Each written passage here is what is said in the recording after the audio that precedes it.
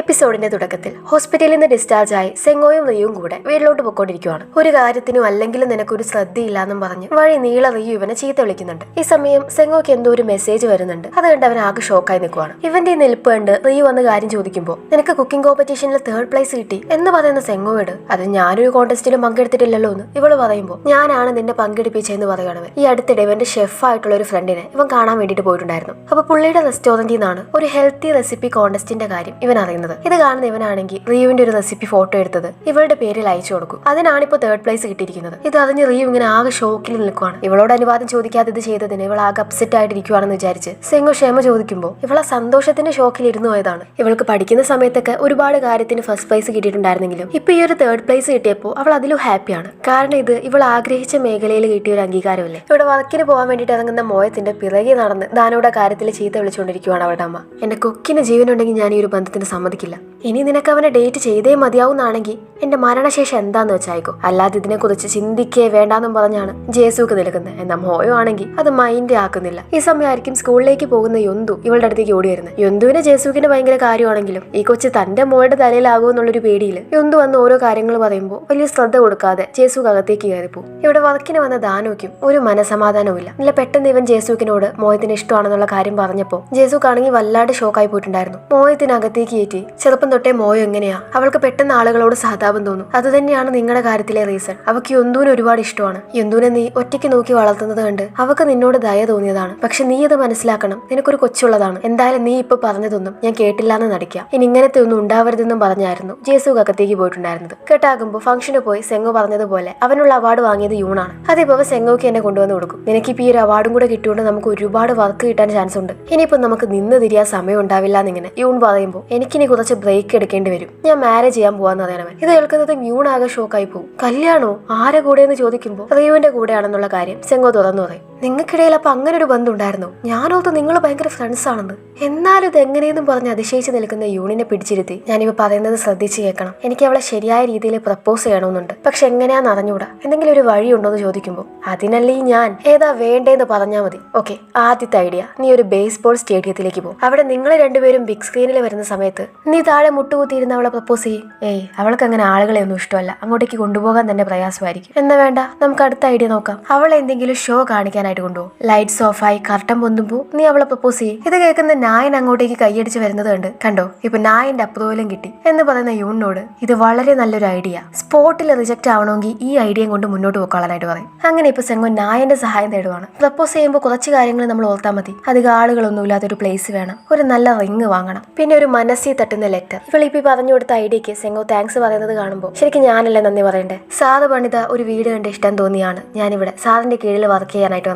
ആദ്യം ഒരു അട്രാക്ഷൻ ആയിരുന്നു, പിന്നീട് അതെങ്ങനെയോ ഇഷ്ടമായി മാറി. എല്ലാ ഫീലിംഗ്സ് കൂടെ കലർന്നുകൊണ്ട് ഞാൻ ഭയങ്കര കൺഫ്യൂസ്ഡ് ആയി പോയി. പക്ഷെ ഇപ്പോ എനിക്കത് അട്രാക്ഷൻ ആണെന്ന് മനസ്സിലായി. സാർ എപ്പോഴും സന്തോഷത്തോടെ ഇരിക്കണം, അത് മാത്രം മതി എനിക്കെന്ന് പറയും. ഇവിടെ റിയു ആണെങ്കിൽ പിന്നെയും അവൾ വിൻ ചെയ്ത കോൺടെസ്റ്റ് നോക്കിക്കൊണ്ടിരിക്കുവാണ്. ഈ സമയമാണ് അങ്ങോട്ടേക്ക് മോയ് ഓടി വന്ന് ഞാൻ ദാനോയോട് എനിക്ക് അവനെ ഇഷ്ടമാണെന്ന് പറഞ്ഞു. പക്ഷെ അവൻ എന്നെ റിജക്ട് ചെയ്തു. എന്നാൽ ഞാൻ വിട്ടുകൊടുത്തില്ല. അങ്ങനെ അവസാനം അവനും എന്നെ ഇഷ്ടമാണെന്ന് തുറന്നു പറഞ്ഞു. ആഹാ, അപ്പൊ നിങ്ങളുടെ കഥയ്ക്ക് ഹാപ്പി എൻഡിങ് ആണല്ലേ എന്ന് റിയു ചോദിക്കുമ്പോൾ എന്നാൽ അവൻ അതെന്റെ അമ്മയുടെ മുന്നിൽ നിന്ന് തുറന്നു പറഞ്ഞു എന്ന് മോയും പറയുന്നതും റിയു ആകെ ഞെട്ടിപ്പോവാണ്. അമ്മയുടെ കാര്യത്തില് ഞാൻ എന്താ ചെയ്യാന്ന് മോയും റിയുവിനോട് അഡ്വൈസ് ചോദിക്കുമ്പോൾ നീ കറക്റ്റ് ആളുടെ അടുത്ത ചോദിച്ചേ. എന്റെ സിറ്റുവേഷൻ ഇത് തന്നെയല്ലേ. എന്റെ അമ്മ മരിക്കുന്നത് വരെ ഇതിന് സമ്മതിക്കില്ല എന്നാ പറയുന്നത്. അത്രേ ഉള്ളൂ. എന്റെ അമ്മ മിക്കവാറും എന്നെ കൊന്ന് ചാക്കിലാക്കും. കെട്ടാകുമ്പോൾ സെങ്ങോയും ദാനോയും കൂടെ പണ്ട് ഹെൽപ്പ് ചെയ്തൊരു മുത്തശ്ശി ഓർമ്മയില്ലേ. ഇപ്പൊ നടന്നു പോയിക്കൊണ്ടിരിക്കെ ആ മുത്തശ്ശിയെ റോഡിൽ വെച്ച് കാണുവാണ് സെങ്ങോ. മുത്തശ്ശിയോട് സംസാരിച്ചിരിക്കുന്ന അതേ സമയം തന്നെ അങ്ങോട്ടേക്ക് ദാനവും വരും. അങ്ങനെ ഇപ്പൊ ഇവര് രണ്ടുപേരും കൂടെ ഒരു ഷോപ്പിൽ കയറി ഡ്രിങ്ക്സ് കഴിക്കുവാണ്. ഇപ്പൊ ഓരോന്ന് സംസാരിക്കുമ്പോൾ സെങ്ങോ ആണെങ്കിൽ ഈ പാവപ്പെട്ടവർക്ക് വീട് പണിയാനുള്ള വോളണ്ടറി വർക്കൊക്കെ താനിങ്ങനെ പണ്ട് ചെയ്തിട്ടുണ്ടായിരുന്നു എന്ന് പറയുന്നത് കേൾക്കുമ്പോൾ ഇപ്പോഴും ആ ഒരു വോളണ്ടറി വർക്ക് ചെയ്യുന്ന ഓർഗനൈസേഷൻ നിലവിലുണ്ടോ? നമ്മൾ നേരത്തെ സംസാരിച്ച മുത്തശ്ശിയുടെ വീട് ഞാൻ പോയി കണ്ടിട്ടുണ്ടായിരുന്നു. അത് ആകെ പൊട്ടിപ്പൊളിഞ്ഞ് കിടക്കുവാണ്. ഒന്ന് ഹെൽപ്പ് ചെയ്യാനായിട്ടായിരുന്നു എന്ന് പറയുമ്പോൾ അതിനെന്താ, അതിന് ഞാൻ തന്നെ മുൻകൈ എടുത്ത് ശരിയാക്കി തരാന്ന് സെങ്ങോ ഇവന് ഉറപ്പ് കൊടുക്കും. അങ്ങനെ സംസാരിച്ചിരിക്കുന്നതിന്റെ ഇടയിൽ മോയത്തിനും തനിക്കും പരസ്പരം ഇഷ്ടമാണെന്നും പക്ഷെ അവളുടെ അമ്മ അതിന് അപ്രൂവ് ചെയ്യുന്നില്ല എന്ന കാര്യവും ദാനോ അങ്ങ് തുറന്നു പറയും. ഇത് സെങ്ങോയെ സംബന്ധിച്ച് ഒരു പുതിയ അറിവായിരുന്നല്ലോ. എനിക്കിപ്പോ എന്താ ചെയ്യാന്ന് അറിഞ്ഞൂടാന്നൊക്കെ പറഞ്ഞ് ദാനോ നിൽക്കുന്ന സമയത്താണ് ഞാനിപ്പോ മോയത്തിന്റെ കൂടെ ഉള്ളതെന്നും പറഞ്ഞ് റിയു മെസ്സേജ് അയക്കുന്നത്. അങ്ങനെ ഇപ്പൊ ഇവരെ രണ്ടുപേരും ഒന്നിക്കാൻ വേണ്ടിയിട്ട് ഇവരൊരു പ്ലാൻ സെറ്റ് ആക്കും. വളരെ ആക്സിഡന്റൽ ആയിട്ട് കണ്ട രീതിയിൽ രണ്ടുപേരെയും കൂടെ പാർക്കിലോട്ട് കൊണ്ടുവരും. എനിക്ക് വിശ്വസിക്കാൻ പറ്റുന്നില്ല. അയ്യോ, നിങ്ങൾ എന്ത് ഇവിടെ എന്ന് ചോദിച്ച് റിയു അഭിനയിക്കുമ്പോൾ അത് തന്നെ എനിക്ക് വിശ്വസിക്കാൻ പറ്റുന്നില്ല എന്നും പറഞ്ഞ് നിൽക്കുവാണ് സെങ്ങോ. എന്ന് ഇവരുടെ അഭിനയം ദാനോയും മോയും കയ്യോടെ വെക്കും. ഞാൻ അപ്പോഴേ പറഞ്ഞത് അതൊന്നും വർക്കാവില്ലെന്ന്. ഇനിയിപ്പോ നിങ്ങളായി നിങ്ങളുടെ പാടായി ഇവിടെ കിടന്ന് ഡാൻസ് കളിക്കുവോ കല്യാണം കഴിക്കുവോ എന്താന്ന് വെച്ചായിക്കോ എന്നും പറഞ്ഞൊരു ഓൾ ദ ബെസ്റ്റ് ഒക്കെ കൊടുത്ത് റിയു സെങ്ങും അവിടെ നിന്ന് പോകും. ഇവിടെ ദാനോയ്ക്കും മോയത്തിനും ആണെങ്കിൽ ഒരു ചമ്മലൊക്കെ ഉണ്ട്. എന്നെ വിളിക്കാഞ്ഞത് എന്താ, അമ്മ കാരണമാണോ എന്ന് മോയും ചോദിക്കുമ്പോൾ എനിക്ക് ഇതിന്റെ അമ്മയെ മനസ്സിലാക്കാൻ കഴിയും. അതിപ്പോ ഞാനായിരുന്നെങ്കിലും അങ്ങനെ പറയും എന്ന് പറയുവാണ് ദാനം. നീ ആദ്യമായിട്ടാണ് എന്നോട് ഇഷ്ടമെന്ന് പറയുന്നത്, അപ്പൊ അതൊരു പ്രപ്പോസലാണ്. പക്ഷെ ആരെങ്കിലും പാരന്റ്സിന്റെ മുന്നിൽ വെച്ച് പ്രപ്പോസ് ചെയ്യൂ? നിന്നെ ആദ്യം പ്രപ്പോസ് ചെയ്തത് ഞാനാ, കിസ് ചെയ്തത് വരെ ഞാനാ എന്നിങ്ങനെ മോയം പരിഭവത്തിൽ പറയുമ്പോൾ ഈ സമയം ദാനം അവളെ കിസ് ചെയ്യുവാണ്. ശേഷം ഇപ്പോ ഇവന്റെ ഫീലിങ്സ് ഇവളോട് തുറന്നു പറയും. എനിക്ക് നിന്നെ ഒരുപാട് ഇഷ്ടമാണ്. എന്റെ ലൈഫിലുണ്ടായ ആ ട്രാജഡിക്ക് ശേഷം ഞാൻ മനസ്സ് തുറന്ന് എൻജോയ് ചെയ്തത് നിന്നെ കണ്ടതിന് ശേഷമാണ്. എനിക്ക് നിന്നെ ഒരുപാട് ഇഷ്ടമാണെന്നും പറഞ്ഞ് വീണ്ടും പ്രപ്പോസ് ചെയ്യും. അങ്ങനെ ഇവരുടെ രണ്ടുപേരുടെ ഇടയിലുള്ള പ്രശ്നങ്ങളൊക്കെ മാറി ഇവർ ഇഷ്ടം തുറന്നു പറഞ്ഞിരിക്കുകയാണ്. കെട്ടാകുമ്പോൾ ഇവരുടെ നെയ്ബർഹുഡിലെ വേറൊരു റെസ്റ്റോറന്റ് വന്നതുകൊണ്ട് തന്നെ ഗ്യാൻസിക്കിന്റെ ഷോപ്പിൽ വരാതുണ്ടായിരുന്ന ആളുകൾ വരെ അവിടെയാണ് പോകുന്നത്. ആ ഷോപ്പിൽ നല്ല തിരക്കൊക്കെ ഉണ്ടോ എന്ന് നോക്കാൻ വേണ്ടി ഒളിഞ്ഞും പാത്തും ഗ്യാൻസിക്ക് പോകുന്ന സമയം അവിടെ നിന്ന് സാധനങ്ങൾ വാങ്ങുന്നവരുടെ ഇടയിൽ ആരും കാണാത്ത രീതിയിൽ മുഖം മറിച്ച് മിസൂക്ക് ഉണ്ടായിരിക്കും. ഇത് കണ്ട് ഗ്യാൻസിക്ക് അങ്ങോട്ടേക്ക് ചെന്ന് നീ ഇതെന്തോന്ന് ചെയ്യുന്നതെന്ന് ചോദിക്കുമ്പോൾ ഇവളത് വാങ്ങാൻ പോയത് അവിടെ ഉണ്ടാക്കുന്ന ഫുഡ് ഇവിടുത്തെ ഫുഡിനെക്കാളും ടേസ്റ്റ് ഉണ്ടോ എന്ന് അറിയാൻ വേണ്ടിയിട്ടായിരുന്നു. കഴിച്ചു നോക്കുമ്പോൾ സംഭവം നല്ല ടേസ്റ്റ് ഉണ്ട്. ഇനിയിപ്പോ പണ്ടത്തെ പോലെ കച്ചവടമൊന്നും ഉണ്ടാവില്ല, ഞാൻ ക്വിറ്റ് ചെയ്താലോ എന്നിങ്ങനെ ഗ്യാൻസിക്ക് ചോദിക്കും. പിന്നെ കുറച്ച് കഴിയുമ്പോൾ വേണ്ട ഞാൻ വെറുതെ പറഞ്ഞതാ എന്നും പറഞ്ഞ് വിഷയം മാറ്റും. കെട്ടാകുമ്പോൾ സെങ്ങോയും റിയും കൂടെ ഫുഡ് കഴിക്കാൻ വേണ്ടിയിട്ട് ഒരു റെസ്റ്റോറന്റിൽ വന്നിരിക്കുവാണ്. അപ്പൊ ഇങ്ങനെ സംസാരിച്ചിരിക്കുന്നതിന്റെ ഇടയിൽ പണ്ട് ഞാനിങ്ങനെ ഒരുപാട് റെസ്റ്റോറന്റിൽ പോയി അതിന്റെ വീഡിയോ ഒക്കെ യൂട്യൂബിൽ എടുത്തിടുമായിരുന്നു എന്ന കാര്യം ഇങ്ങനെ റിയു പറയുമ്പോൾ നിന്റെ പണ്ടത്തെ കുക്കിംഗ് ചാനൽ വീണ്ടും സ്റ്റാർട്ട് ചെയ്തുകൂടെ എന്നൊരു കാര്യം ചോദിക്കുവാണ്.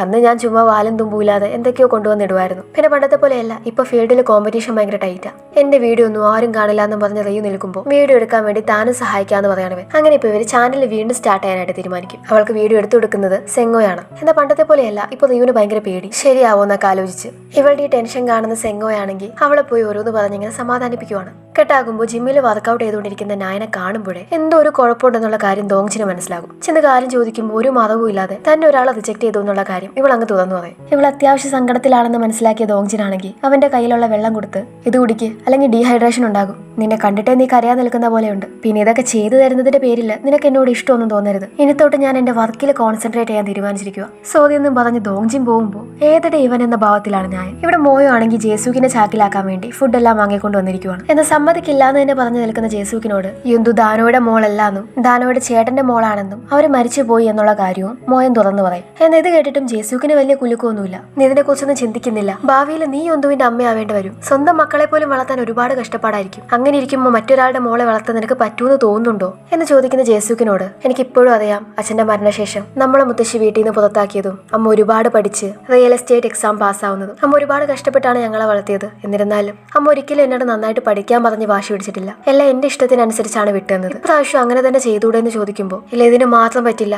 എനിക്ക് എന്റെ മോള് വേറൊരാളെ കല്യാണം കഴിച്ച് നിന്റെ സ്വന്തം മക്കളെ നോക്കി വളർത്തുന്നത് കാണാനാണ് ആഗ്രഹം. എനിക്ക് നിനക്കൊരു ഹാപ്പി ലൈഫ് ഉണ്ടായി കാണാനാണ് അമ്മ. എനിക്കിപ്പോ ഹാപ്പി ലൈഫ് തന്നെയാ. എനിക്ക് ദാനോയുടെ യൊന്തുവിന്റെ കൂടെ ഉണ്ടാവാനാണ് ഇഷ്ടം. അതാണ് എന്റെ ഹാപ്പിനെസ്. മനസ്സിലാക്കാൻ പറ്റുമെങ്കിൽ മനസ്സിലാക്കാൻ പറഞ്ഞ് കയറിപ്പോ. കെട്ടാകുമ്പോൾ ഗ്യാൻസിക്ക് സ്റ്റോർ റൂമിൽ വന്ന് പണ്ട് പഠിക്കുന്ന സമയത്ത് ഇവൻ മീസൂക്കിന് എഴുതി കൊടുത്ത കവിതയൊക്കെ ഇങ്ങനെ ഇരുന്ന് വായിച്ചുകൊണ്ടിരിക്കുവാണ്. ഇത് കണ്ട് പിറകെ തന്നെ മീസൂക്ക് വന്നിട്ടുണ്ടായിരുന്നു. പണ്ട് ഗ്യാൻസിക്ക് നന്നായിട്ട് എഴുതുമായിരുന്നു. ഇപ്പൊ മീൻസൂക്ക് പതി ഇവന്റെ അടുത്തേക്ക് വന്ന് നമുക്ക് ആ ഷോപ്പ് അങ്ങ് ക്ലോസ് ചെയ്യാം. നിങ്ങൾക്ക് പണ്ട് കവിത ഒരുപാട് ഇഷ്ടമായിരുന്നു. നിങ്ങൾ നന്നായിട്ട് ചിത്രം വരയ്ക്കുമായിരുന്നു. പെണ്ണെടുത്ത് ഈ കൈകൊണ്ട് നമ്മുടെ ജീവിതം നോക്കാൻ വേണ്ടിയിട്ടാ നിങ്ങൾ പാൻ എടുത്ത്. നിങ്ങൾ ഇതുവരെ നന്നായിട്ട് തന്നെ പരിശ്രമിച്ചു. നമുക്ക് ഈ വിന്ററിന് മുന്നേ എല്ലാം ഒഴിവാക്കാം. ഗ്യാൻസിക്കിന് ഇത് കേട്ടിട്ടാണെങ്കിൽ ഒട്ടും വിശ്വാസം വരുന്നില്ല. കുക്കിംഗ് ഒരിക്കലും ഇവൻ ഇഷ്ടപ്പെട്ട് തിരഞ്ഞെടുത്തൊരു പ്രൊഫഷൻ അല്ലായിരുന്നു. അതുകൊണ്ട് തന്നെയാണ് ഗ്യാൻസിക്കിന് അതിൽ എൻജോയ്മെന്റ് കണ്ടെത്താൻ സാധിക്കാഞ്ഞത്. കെട്ടാകുമ്പോൾ രാവിലെ തന്നെ അലാറം വെച്ച് എഴുന്നേൽക്കുവാണ് സെങ്ങോ. ഇന്നാണ് ഇവൻ റിയുവിനെ പ്രപ്പോസ് ചെയ്യാൻ വേണ്ടിയിട്ട് തീരുമാനിച്ചിരിക്കുന്നത്. പക്ഷെ രാവിലെ തന്നെ ഇവന് കണ്ടകശിനിയാണെന്ന് തോന്നുന്നത്. കുളിക്കാൻ ചെന്നിട്ട് ടാപ്പിലെ വെള്ളം തീർന്നു പോകും. അയൺ ചെയ്യാൻ വയ്ക്കുന്ന ഡ്രസ്സ് ഒന്ന് ശ്രദ്ധ പോകുമ്പോൾ അവിടെ തന്നെ ഇരുന്ന് കരിഞ്ഞു പോകും. എന്തുകൊണ്ടും ഒരു മോശം ദിവസം. ഇവിടെ നമ്മുടെ ഫ്രണ്ട്സ് എല്ലാവരും കൂടെ അവരുടെ ഇന്റർനാഷണൽ ട്രിപ്പിന് വേണ്ടിയിട്ടുള്ള പ്ലാനിങ്ങിലാണ്. ചെലവൊക്കെ അത്യാവശ്യം നന്നായിട്ട് തന്നെ വരും. ആ ഒരു വിഷമത്തിലാണ് മീസൂക്ക്. ഇതാണെങ്കിൽ ഇവരോട് തുറന്നു പറയാനും പറ്റുന്നില്ല. എന്നിവളെ കാണുമ്പോഴേ എന്തോ കുഴപ്പമുണ്ടെന്നുള്ള കാര്യം ഹേസൂക്കിന് മനസ്സിലാക്കും. കെട്ടാകുമ്പോൾ ക്ലാസ് കഴിഞ്ഞ് പോകുന്ന യൊന്തു ജേസൂക്കിന്റെ ഷോപ്പിൽ വന്ന് യൊന്തു തന്നെ ഉണ്ടാക്കിയ ഒരു പൂ അവൾക്ക് കൊടുത്ത് നേരത്തെ കണ്ടപ്പോൾ ഗ്രാൻഡ്മയ്ക്ക് എന്തോ വിഷമം ഉള്ളതുപോലെ എനിക്ക് തോന്നി. അതുകൊണ്ട് ഇത് ഞാൻ ഗ്രാൻഡ്മയ്ക്ക് വേണ്ടി ഉണ്ടാക്കിയതാ. ഇതെടുത്തിട്ട് എപ്പോഴും ചിരിച്ചുകൊണ്ടിരിക്കാൻ പറഞ്ഞ് യൊന്തു പോകുമ്പോൾ ഇവൾ എന്ത് നല്ല കൊച്ചാ, എന്നാൽ ഞാൻ എത്ര മോശ സ്ത്രീയാ എന്ന് സ്വയമേ പറയുവാണ് ജേസൂക്ക്. ഇവിടെ സെങ്ങോ ആണെങ്കിൽ ഒരു ഷോപ്പിൽ കാത് കൊടുത്ത് അതിന്റെ ബാക്കിൽ പൂവൊക്കെ വെച്ച് വില്യു മാരിമി എന്നൊക്കെ പറഞ്ഞ് എഴുതി എല്ലാം സെറ്റാക്കി വെച്ചിട്ടുണ്ടായിരുന്നു. അങ്ങനെ ആ കാതും എടുത്ത് വഴിയിൽ നിന്ന് റിയുവിനെ പിക്ക് ചെയ്തു പോകും. ഇത് കാണിച്ച് അവളെ പ്രപ്പോസ് ചെയ്യാൻ വേണ്ടിയിട്ടാണ്. എന്നിവര് പോയി പകുതിയാകുമ്പോൾ ഇവരുടെ കാറിന്റെ പിറകിലെ വേറൊരു വണ്ടി കൂട്ടിയിടിച്ച് പിറകെ നിന്ന് പുകയെല്ലാം വരാൻ തുടങ്ങും. അങ്ങനെ ഇവരുടെ കാർ റിപ്പയറിങ്ങിന് വേണ്ടി കൊണ്ടുപോകും. സക്സസ്ഫുള്ളി ഈ പ്ലാൻ ഫെയിലായി. അങ്ങനെ രണ്ടുപേരുടെ നേരെ ഭക്ഷണം കഴിക്കാനായിട്ട് വന്നിരിക്കുവാണ്. ഇത് ഫേമസ് റെസ്റ്റോറന്റ് ആണെന്നല്ലേ നീ പറഞ്ഞ്, എന്നിട്ട് ഇവിടെ ഒന്നും ആരും കാണുന്നില്ലല്ലോ എന്ന് പറയുമ്പോൾ ഇതും കേട്ടോണ്ടായിരിക്കും ഇവന്റെ ഫ്രണ്ട് ഷെഫ് അങ്ങോട്ടേക്ക് വരുന്നത്. ഇത് ഇവര് രണ്ടുപേരും കൂടെ പ്ലാൻ ഇട്ട് ആൾക്കാരെ എല്ലാവരും മാറ്റിയതാണെന്നുള്ള കാര്യം റിയുവിന് അറിയില്ലല്ലോ. ഇവർക്ക് കൊണ്ടുവന്ന് ഫുഡ് സെർവ് ചെയ്യുന്ന സമയത്തായിരിക്കും ഇയാളുടെ ഭാര്യ പ്രസവിച്ചു എന്നും പറഞ്ഞൊരു കോൾ വരുന്നത്. എന്നാൽ സെങ്ങോയുടെ കൂടെ പ്രപ്പോസലിന്റെ കാര്യം ഇയാൾ പ്ലാൻ ചെയ്തതുമാണ്. പക്ഷെ ഇപ്പോൾ ഒരു വഴിയുമില്ല, ഹോസ്പിറ്റലിലേക്ക് പോയേ പറ്റൂന്നാകുമ്പോൾ സെങ്ങോയുടെ സ്വകാര്യത്തില് കേക്ക് കിച്ചണിൽ തന്നെ ഇരിപ്പുണ്ട് എന്നും പറഞ്ഞ് ഇയാൾ അവിടെ നിന്ന് പോകും. ഇത് കഴിച്ച് നമുക്ക് നേരെ വീട്ടിലോട്ട് പോകാമെന്ന് റിയു പറയുമ്പോൾ ഈ ഷെഫിന്റെ ഒരു മാസ്റ്റർ പീസ് ഐറ്റം ആണ് ഇവിടുത്തെ കേക്ക്, അത് കഴിക്കാതെ പോകാൻ പറ്റില്ല, അതോടെ കഴിച്ചിട്ട് പോകാന്ന് സെങ്ങോ പറയും. അങ്ങനെ ഇവൻ കേക്ക് എടുക്കാൻ വേണ്ടി പോവാണ്. കേക്കിന്റെ മുന്നിൽ തന്നെ ഇവർ പ്ലാൻ ചെയ്തതുപോലെ വിൽ യു മാരി മീ എന്നൊക്കെ എഴുതിയിട്ടുണ്ട്. എല്ലാം കൊളായെങ്കിലും ഇതിൽ ഞാൻ പിടിച്ചു കയറും എന്നൊരു കോൺഫിഡൻസിൽ ആ കേക്കും കൊണ്ട് സെങ്ങോ റിയുവിന്റെ അടുത്തേക്ക് വരുമ്പോൾ ചെറുതായിട്ട് തന്നെ കേക്കും കൊണ്ട് അവൻ നിലത്ത് കിടക്കും. വീണതിലും വിഷമം അവൻ ആ കേക്ക് പോയതുകൊണ്ടാണ്. കെട്ടാകുമ്പോൾ മീസൂക്കിന്റെ അടുത്തേക്ക് വന്നിരിക്കുവാണ് ഹേസൂക്ക്. മീസൂക്കെ, എനിക്ക് നിന്നോടൊരു കാര്യം പറയാനുണ്ട്. നമ്മൾ പ്ലാൻ ചെയ്ത ട്രിപ്പില്ലേ, അത് നമുക്ക് ഒരുമിച്ച് പോവാം. അതെനിക്ക് ഉറപ്പൊന്നുമില്ല, ഞാനൊന്ന് ചിന്തിച്ച് നോക്കട്ടെ എന്ന് മീസൂക്ക് പറയുമ്പോൾ പൈസയുടെ കാര്യമാണെങ്കിൽ നീ പേടിക്കണ്ട, അത് ഞാൻ കൊടുത്തോളാം എന്ന് പറയുവാണ് ഹേസൂക്ക്. നീ എന്തിനാ എനിക്ക് വേണ്ടി പൈസ കൊടുക്കുന്നേ? കാരണം എനിക്ക് നിന്റെ കൂടെ പോകാൻ വേണ്ടി. ഫ്രണ്ട്സുകൾക്കിടയിൽ ഇത് സാധാരണമല്ലേ? മാത്രമല്ല ഇന്നോ ഇന്നലെയുള്ള ഫ്രണ്ട്സ് അല്ലല്ലോ നമ്മള്, 40 കൊല്ലമായില്ലേ. എന്തിന്? എന്റെ മോൻ സെങ്ങോയെ നോക്കി വളർത്തിയത് വരെ നീയല്ലേ? അതിന് നീ എനിക്ക് പൈസ തന്നിട്ടുണ്ടല്ലോ. അത് നീ അവനെ അത്ര നന്നായിട്ട് നോക്കി വളർത്തിയപ്പോ ഒരു ടിപ്പായിട്ട് തന്നതല്ലേ? അത് ഞാൻ അവനെ നന്നായിട്ട് തന്നെ നോക്കി വളർത്തി. സെങ്ങോയ്ക്ക് റിയുവിന് ഒരുമിച്ച് എന്തെങ്കിലും അസുഖം വന്നാ ആദ്യം ഞാൻ സെങ്ങോയുടെ കാര്യമാണ് നോക്കാറ്. കാരണം എന്റെ ഫ്രണ്ടിന്റെ മകനെ മോശമായിട്ട് വളർത്തി എന്നൊരു പേര് എനിക്ക് വേണ്ടാത്തോണ്ട് എല്ലാ മാസവും നീ എനിക്ക് എക്സ്ട്രാ പൈസ തരുന്നത് അതുകൊണ്ട് തന്നെയാണല്ലോ. നീ അപ്പൊ അങ്ങനെയാണ് ചിന്തിച്ചു വെച്ചിരിക്കുന്നത്? നീ എന്നെ ഫ്രണ്ടായിട്ടെങ്കിലും കണ്ടിട്ടുണ്ടോ? ഫ്രണ്ട്ഷിപ്പിന്റെ പേരിലാണ് ഞാൻ നിനക്കത് തന്നെ. നിനക്ക് മൊത്തത്തിൽ അപകർഷതാ ബോധവാ എന്ന് ഹേസൂക്ക് പറയുമ്പോൾ അത് മീസൂക്കിനാണെങ്കിൽ ഒട്ടും ഇഷ്ടപ്പെടില്ല. രണ്ടൂടെ കിടന്ന് വഴക്ക് തുടങ്ങും. ഇതും കണ്ടുകൊണ്ടായിരിക്കും ഇവരുടെ രണ്ടുപേരുടെയും ഭർത്താക്കന്മാര് കയറി വരുന്നത്. അങ്ങനെ ഒരു വിധത്തില് രണ്ടെണ്ണത്തിനെയും കൂടെ പിടിച്ചു മാറ്റും. നമ്മുടെ ഇടയിൽ എല്ലാ ഫ്രണ്ട്ഷിപ്പ് കഴിഞ്ഞു, എല്ലാം ഇതോടെ കഴിഞ്ഞു. ഇനി ഞാൻ നിന്റെ കൂടെ എങ്ങോട്ടേക്കും വരില്ല എന്ന് ഹേസൂക്ക് പറയുമ്പോൾ ആർക്ക് വേണം നിന്നെ? ഞാനും ഇനി നിന്നോട് മിണ്ടില്ലാന്ന് പറഞ്ഞു നിൽക്കുവാണ് മീസൂക്ക്. നിന്നെ ഞാൻ നമ്മുടെ ഗ്രൂപ്പിൽ നിന്ന് ലെഫ്റ്റ് ആക്കുവടി. ആക്കിക്കോ, നീ പോയാൽ എനിക്ക് ജേസൂക്കും ഇൻസൂക്കും ഉണ്ട്. പക്ഷെ അവർക്ക് നിന്നെക്കാൾ ഇഷ്ടം എന്നോടാ. ഈ പൊരിഞ്ഞ വഴക്കിനിടയിൽ ഒരു കണക്കിന് രണ്ടെണ്ണത്തിനെയും കൂടെ ഭർത്താക്കന്മാർ ചേർന്ന് വീട്ടിലോട്ട് കൊണ്ടുപോകും. ഇവിടെ റിയുവിന്റെ വീഡിയോ ഷൂട്ട് ചെയ്യാനായിട്ട് ഇരിക്കുവാണ്. ആ സമയമാണ് ഇന്നലെ അവളിട്ട വീഡിയോയ്ക്ക് ഒരു കമന്റ് വരുന്നത്. എന്റെ അമ്മ കീമോതെറാപ്പി എല്ലാം കഴിഞ്ഞിരിക്കുന്ന ആളാണ്, ന്യൂട്രീഷൻ വേണമെന്ന് ഡോക്ടർ പറഞ്ഞിട്ടുണ്ടായിരുന്നു. ഇത് ഞാൻ ഉണ്ടാക്കി കൊടുത്തു, അമ്മയ്ക്ക് ഒരുപാട് ഇഷ്ടമായി. കുറെ നാളുകൾക്ക് ശേഷമാണ് എന്റെ അമ്മ മനസ്സറിഞ്ഞ് എന്തെങ്കിലും കഴിക്കുന്നത് ഞാൻ കാണുന്നത്. ഇത് കാണുന്ന റിയു വല്ലാണ്ട് ഇമോഷണൽ ആവുകയാണ്. ഒന്നാമത് ഏകദേശം ഈ ഒരു സിമിലർ സിറ്റുവേഷനിലാണ് അവളും. പിന്നെ അവൾ ഉണ്ടാക്കിയ ഫുഡ് ഒരാൾക്ക് ഇഷ്ടപ്പെട്ടു എന്നറിഞ്ഞ സന്തോഷവും. കരഞ്ഞുകൊണ്ടിരിക്കുന്ന റിയുവിനെ വന്ന് സെങ്ങോ ഇപ്പൊ ആശ്വസിപ്പിക്കും. നീ എപ്പോഴൊക്കെ ഫുഡ് ഉണ്ടാക്കിയാലും എന്റെ മനസ്സിലൊരു വിങ്ങല. ഫുഡ് പോലും കഴിക്കാൻ പറ്റാതെ നീ ഇരുന്ന സമയത്ത് എനിക്ക് നിന്റെ അടുത്ത് ഉണ്ടാവാൻ പറ്റിയില്ലല്ലോ എന്നോർത്തു. അതുകൊണ്ട് നീ നിന്റെ ബാക്കിയുള്ള ലൈഫിൽ എന്റെ കൂടെ ഉണ്ടാവോ? ഇതല്ലായിരുന്നു ശരിക്കും എന്റെ ഒറിജിനൽ പ്ലാൻ. പക്ഷെ പ്ലാൻ എല്ലാം ഫ്ലോപ്പ് ആയി പോയി. എന്നാലും നീ എന്നെ വിവാഹം കഴിക്കുമെന്ന് ചോദിച്ച് അവൻ വാങ്ങിയ ഒരു ബ്രേസ്ലെറ്റും പുറത്തെടുത്ത് അവനിപ്പോ ഇവളെ പ്രപ്പോസ് ചെയ്യുവാണ്. റിയു തൊട്ടും പ്രതീക്ഷിച്ചിട്ടുണ്ടായിരുന്നില്ല. റിപ്ലൈക്ക് വേണ്ടി കാത്തിരുന്ന സെങ്ങോയുടെ ഇപ്പോ ഒരു നോയാണ് റിയു പറയുന്നത്. സോറി, എനിക്ക് നിന്നെ വിവാഹം കഴിക്കാൻ പറ്റില്ല. സെങ്ങോ ഇതൊട്ടും പ്രതീക്ഷിച്ചിട്ടുണ്ടായിരുന്നില്ല. രാവിലെ ഓഫീസിലേക്ക് വരുന്ന സെങ്ങോ ഈ ഒരു മൂഡ് ഓഫിൽ തന്നെയാണ് ഇരിക്കുന്നത്. ഈ സമയമാണ് അങ്ങോട്ടേക്ക് ദാനു ഇവനെ കാണാൻ വരുന്നത്. ആ വീടിന്റെ റിനോവേഷനെ കുറിച്ച് സംസാരിക്കാൻ വേണ്ടിയിട്ടായിരുന്നു. ഇവനെ കാണുന്ന സെങ്ങോ കാര്യങ്ങളെല്ലാം ഇവനോട് തുറന്നു പറയും. ആ ദിവസം തുടങ്ങിയത് കണ്ടപ്പോഴേ എനിക്കറിയായിരുന്നു എന്തോ കുഴപ്പമുണ്ടെന്ന്. പ്രകൃതി വരെ ഇതൊന്നും നടക്കാൻ പോകുന്നില്ല മോനെ എന്നോട് ആദ്യമേ പറഞ്ഞു. എന്നിട്ടും ഞാനത് മനസ്സിലാക്കിയില്ല. എന്തോ ഒരു പ്രതീക്ഷയിലാണ് ഞാൻ ആ ബ്രേസ്ലെറ്റ് വെച്ച് പ്രപ്പോസ് ചെയ്തത്. ഇനിയിപ്പോ ചിലപ്പോൾ ബ്രേസ്ലെറ്റ് കൊടുത്തതായിരിക്കും പ്രശ്നം. നായൻ എന്നോട് മോതിരം വാങ്ങാൻ പ്രത്യേകം പറഞ്ഞതാ. എനിക്കും തോന്നുന്നു ചിലപ്പോൾ അത് തന്നെയായിരിക്കും പ്രശ്നം. അല്ലെങ്കിൽ ചിലപ്പോൾ ഇനി അവൾക്ക് വിശന്നിട്ടെങ്ങാനും ആണോ? Yes, correct. ഇപ്പോഴെനിക്ക് മനസ്സിലായേ. പണ്ട് ചെറുപ്പത്തിലെ വിശന്ന അവൾക്ക് കണ്ണു കാണില്ല. വയറ് നിറച്ച് എന്തെങ്കിലും കൊടുത്തിട്ട് വേണമായിരുന്നു പ്രപ്പോസ് ചെയ്യാൻ. കെട്ടാകുമ്പോൾ മീസുക്കാണെങ്കിൽ ഇടയ്ക്കിടയ്ക്ക് കൊടുത്തു വിടാറുള്ള ഫുഡിന്റെ പാത്രങ്ങളെല്ലാം ഹേസുക്കിന്റെ വീട്ടിലുണ്ടായിരുന്നു. അതെല്ലാം അവളിപ്പോ കൊടുത്തു വിട്ടേക്കുവാണ്. കണ്ടോ, അവൾ ഇതെല്ലാം കൊടുത്തു വിട്ടേക്കുന്നുണ്ടോ? എനിക്ക് ഭ്രാന്തായിരുന്നല്ലോ അവൾക്ക് വേണ്ടി ഫുഡ് ഉണ്ടാക്കി കൊടുക്കാൻ. അല്ലെങ്കിൽ എന്റെ ട്രിപ്പിന് പൈസ എടുക്കാൻ അവൾ ആരാ? പൈസ ഉണ്ടെന്ന് കാണിക്കാനുള്ള അവളുടെ അഹങ്കാരം. അവൾ അങ്ങനെയൊന്നും ചിന്തിച്ച് കാണില്ലെന്ന് എന്ന് ഗ്യാൻസിക്ക് പറയുമ്പോൾ നിങ്ങൾക്ക് എന്തറിയാം? അവൾ അത് തന്നെ വിചാരിച്ച്. ഇവിടെ ഹേസുക്കാണെങ്കിൽ അതിനേക്കാൾ ദേഷ്യത്തില്ല. പണ്ട് തൊട്ടേ അവൾക്ക് എന്നോട് അസൂയ. എന്നാൽ എന്റെ നല്ല മനസ്സിൽ അവൾ എന്തുകൊണ്ട് ഓർത്തില്ല? ഇവിടെ ചോയും ഗ്യാൻസിക്കും ആണെങ്കിൽ രണ്ട് സ്ഥലത്തെയും കാര്യങ്ങൾ അറിയാൻ വേണ്ടി മെസ്സേജ് അയച്ചുകൊണ്ടിരിക്കുന്നുണ്ട്. ഇന്നെന്താ ഗ്രൂപ്പിൽ ഒരു അനക്കവും ഇല്ലല്ലോ? എല്ലാം ചത്തോന്നും പറഞ്ഞ് ജേസുക്ക് വരുന്ന സമയത്തായിരിക്കും ദാനോ യൊന്തുവും മോയും കൂടെ കൈയും പിടിച്ച് ഹാപ്പിയായി നടക്കുന്ന കാര്യം ഇവള് കാണുന്നത്. ഇപ്പൊ യൊന്തുവിന്റെ ഷൂലേസ് അഴിയുമ്പോൾ അത് മോയം കെട്ടിക്കൊടുക്കുവാണ്. ഇതിനി അഴിയാതിരിക്കാൻ എന്റെ അടുത്തൊരു സുഹൃത്തുണ്ട് എന്നും പറഞ്ഞ് മോയം ആ ഷൂലേസ് കെട്ടിക്കൊടുക്കുന്നത് കാണുമ്പോൾ മോയത്തിന്റെ കുട്ടിക്കാലമാണ് ജേസുക്കിന് ഓർമ്മ വരുന്നത്. ഈ ഒരു സൂത്രം പണ്ട് ചെറുപ്പത്തില് ഇവൾക്ക് പഠിപ്പിച്ചു കൊടുത്തത് ജേസുക്കാണ്. തന്റെ മോൾ ഒരുപാട് വലുതായി. അവള് പറഞ്ഞതുപോലെ അവളുടെ സന്തോഷം ഇതാണ് എന്ന കാര്യം ജേസുക്കിന് ഇപ്പൊ മനസ്സിലാകും. ഇവരെ വീട്ടിലോട്ട് വരുന്നതും കാത്ത് ജേസുക്ക് വീടിന്റെ മുന്നിൽ തന്നെ ഉണ്ടാകും. അങ്ങോട്ടേക്ക് മോയം വരുന്നത് കാണുന്നതും മോയത്തിന് ഫുഡ് കഴിക്കാൻ വേണ്ടി വിളിക്കും. കലിപ്പാണെന്ന് മനസ്സിലാക്കി ദാൻ ഒഴിഞ്ഞു മാറാൻ ശ്രമിക്കുമ്പോൾ ഇനിയിപ്പോ നിങ്ങളെ പ്രത്യേകിച്ച് വിളിക്കണോന്ന് ചോദിച്ച് ഇവരോട് രണ്ടുപേരോടും എന്താ വേണ്ടതെന്ന് ചോദിക്കുവാണ്. അതായത് ഇവരുടെ റിലേഷൻഷിപ്പിന് ജേസുക്ക് പച്ചക്കൊടി കാണിച്ചു എന്നർത്ഥം. ഇവിടെ ഭാര്യമാരെ പേടിച്ച് ഒളിച്ചും പാത്തും ചോയും ക്യാൻസിക്കും കൂടെ ഷോപ്പിലോട്ട് വന്നിരിക്കുവാണ്.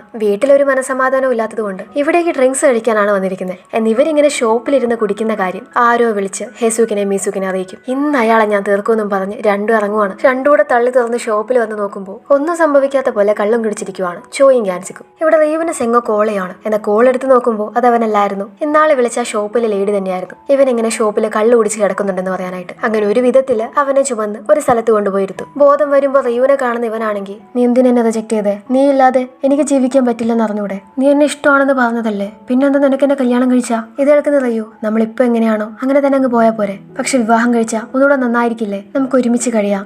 നമ്മുടെ ദുഃഖത്തിലും സങ്കടത്തിലും ഒക്കെ നമുക്ക് ഒരുമിച്ചുണ്ടാകാം. നമുക്ക് ഒരുപാട് നാൾ ഒരുമിച്ച് സന്തോഷത്തോടെ കഴിയാം എന്ന് സെങ്ങു പറയുമ്പോൾ നിനക്ക് തോന്നുന്നുണ്ടോ നമ്മൾ ഒരുപാട് നാൾ കഴിയുമെന്ന്? എന്നെ ഇപ്പൊ കണ്ട ഓക്കെ ആയിട്ട് തോന്നുമെങ്കിലും എന്റെ സിറ്റുവേഷൻ എപ്പോ വേണമെങ്കിലും മാറാം. എനിക്കങ്ങനെ ഒരുപാട് സമയമൊന്നുമില്ല. എനിക്ക് നിന്റെ കൂടെ കഴിയാൻ ഇഷ്ടമാണ്. പക്ഷെ നാളെ എനിക്ക് എന്ത് സംഭവിക്കാന്ന് പറയാൻ പറ്റില്ല.